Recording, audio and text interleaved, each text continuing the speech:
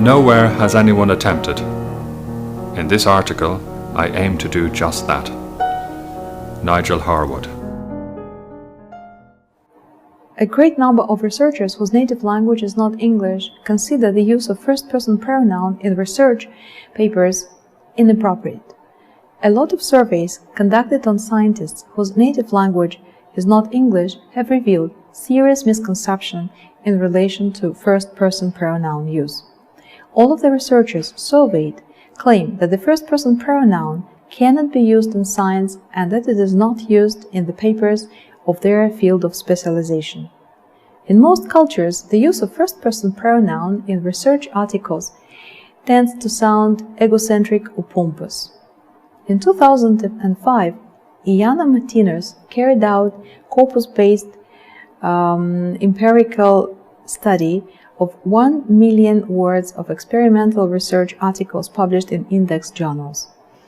And her study showed that scientists whose native language was not English used personal pronouns in cases that involved little risk for the writer. They used first-person pronouns only to state a goal or to explain a procedure. And when they use first-person pronouns for high risk, that involves high risk, they state their results and elaborate an argument. In other words, whose native language is not English, they mainly used first-person pronouns in non-controversial contributions, such as stating goals and referring to methodological approaches, whereas scientists whose native language is English use personal pronouns in the expression of arguments and opinion. So the first-person pronouns plays a key role in the construction of the writer's persona in research articles. They show that the writer assumes responsibility for the methodological decisions that led him or her to the results that were obtained in the research. First-person pronouns are a strategic resource for the construction of authoritative self through the realization of various functions. Thus, high risk. So these personal pronouns, they perform different functions in a research paper.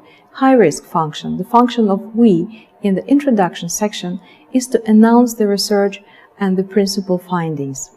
Thus, we may write, here we report, we demonstrate, we observe, we provide the evidence, we carried out the research. Low risk, the function of we in the methods section involves low risk, and they are used to explain a procedure.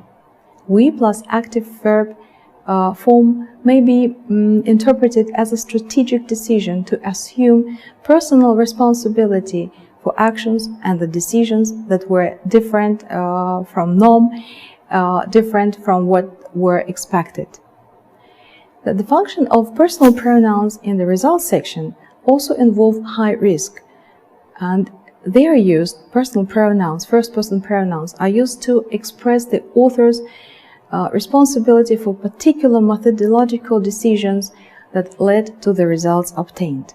So we say, we compared, we examined, we constructed. The function of we in the discussion section involves high risk, and we use we in order to claim responsibility for findings that may carry novelty to the scientific community. First-person pronouns are a rhetorical strategy which allows researchers to perform different discourse functions in the text through which they construct a convincing argument that persuade the readers. Expert writers use first-person pronouns to construct their authoritative identities as knowledgeable members of the community. First-person pronouns, they are a powerful tool that can be used to sound confident, to show that you take the responsibility for your research. However, do not overuse personal pronouns, as they may reduce the powerful potential of your writing. Remember that the first-person pronouns in research papers derive their strategic force from the fact that they occur in the background of impersonal encoding. A British researcher, Nigel Harwood, carried out a quantitative corpus-based study of how academic writers can use first-person pronouns I and we to help them create a self-promotion effect in their writings. I and we can stress the writer's procedural innovations, highlight how methodological pitfalls were successfully achieved, and to record how the writers were more rigorous in their quest for sound data that was strictly necessary.